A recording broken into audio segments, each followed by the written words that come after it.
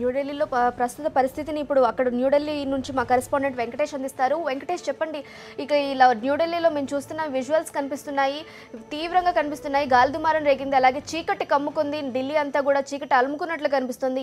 ఏంటి అసలు అక్కడ ఎప్పుడు గాలి దుమారం రేగింది, అసలు ఏంటి అక్కడ పరిస్థితి ఎలా ఉంది? నైరుతి ఋతుపవనాల ప్రభావం కేవలం ఆంధ్రప్రదేశ్ పైన కాదు, ఇటు ఢిల్లీ పైన కూడా పడింది. ఈ రోజు ఉదయం నుంచే ఢిల్లీ మొత్తం మేఘావృతమైనటువంటి పరిస్థితి.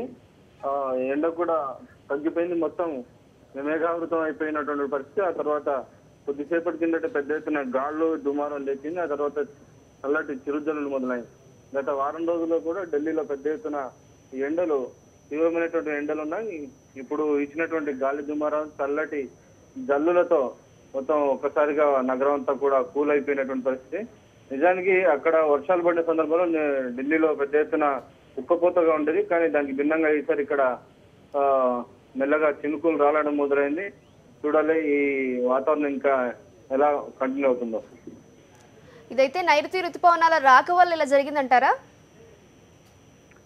ఋతుపవనాల ప్రభావం ఖచ్చితంగా ఉంది. ఋతుపవనాల కారణంగానే ఈ రకమైనటువంటి సిచ్యువేషన్ ఏర్పడిందని వాతావరణ శాఖ అధికారులు ఎక్స్పెక్ట్ చేస్తున్నారు. ఇటు ఇప్పటికే కేరళను తాకాయి ఋతుపవనాలు అని చెప్తున్నారు. సో ఓవరాల్ గా అవన్నీ విస్తరించి పరుచుకొని మొత్తం ఉత్తర భారతం వైపు కూడా వచ్చే అవకాశం ఉందని చెప్పి వాతావరణ శాఖ అధికారులు అంచనా వేస్తున్నారు. అక్కడ ఈ విధంగా చీకటి కమ్ముకోవడం కానీ, గాలి కానీ బీభత్సం సృష్టిస్తోంది. మరి అక్కడ వాహనాలకు ఏమైనా, వాహనదారులకు కానీ, ప్రయాణికులకు కానీ ఏమైనా ఇబ్బందులు ఉన్నాయా? ఇబ్బందికర పరిస్థితి ఎటువంటి ఇబ్బందులు ఏమీ లేవు.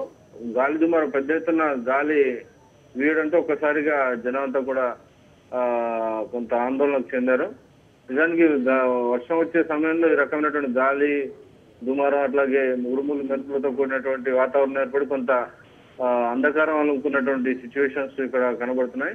ఇంకా వర్షం కూడా మామూలు స్థాయిలోనే ఉంది. వర్షం ఇంకా ఉధృతంగా కురుస్తుందా లేదన్నా చూడాలి. మొత్తం మేఘాలన్నీ కూడా విస్తరించి ఉన్నటువంటి పరిస్థితి. Thank you Venkatesh.